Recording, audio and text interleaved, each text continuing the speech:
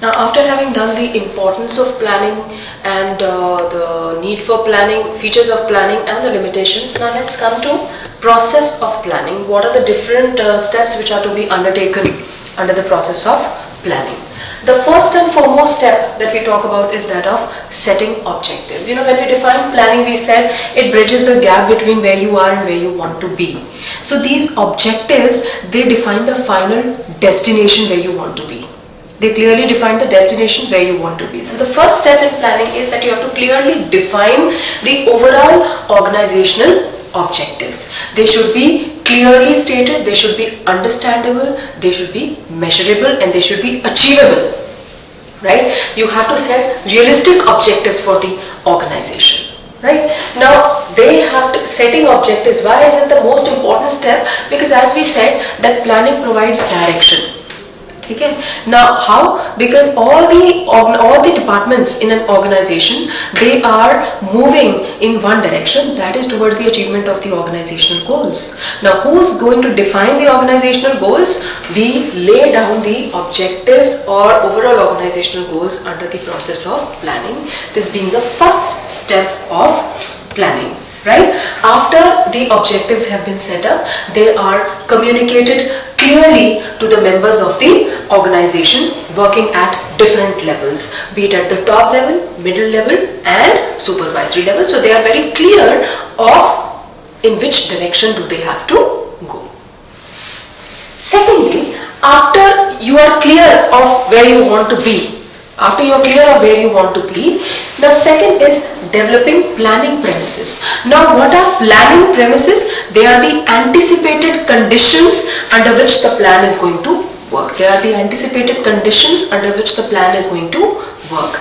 In this step, we make forecasts about the future conditions. We make the forecasts about the future conditions.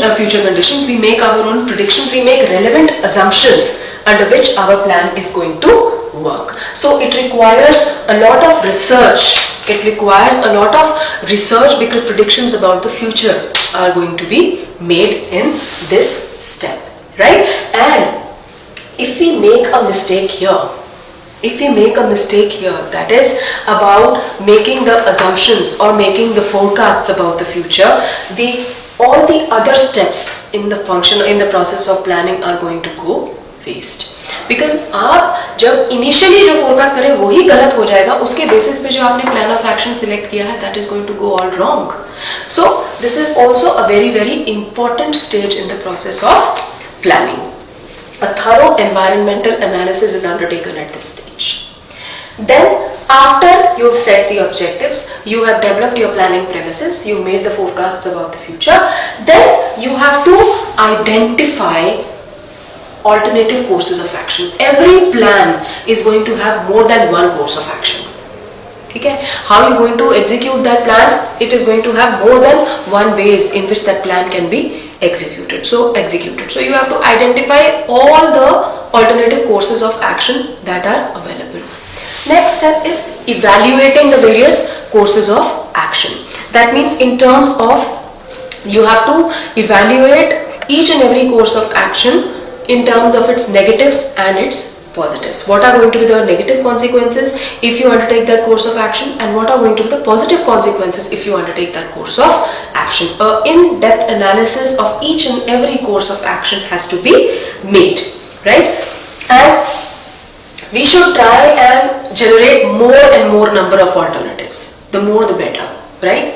After this, after evaluating, you have to select an alternative. You have to select an alternative which has the least number of negative consequences, which has the least negative consequences and most positive consequences. That alternative should be selected. Now this is where the decision making comes into picture, wherein you have identified all the alternative courses of action available, you have evaluated each and every course of action available in terms of its positives and negatives. Now you have to decide that what is the course of action that you are going to undertake. What is the course of action you are going to undertake?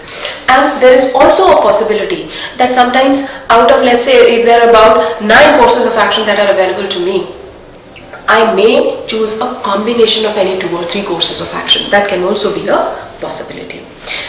After you have selected an alternative, then it comes, the next step is implementation of the plan. I told you, no matter how intelligently the plan has been drawn out, if it is not executed properly, it is not going to reach its final destination. It is not going to take you where you intend to be.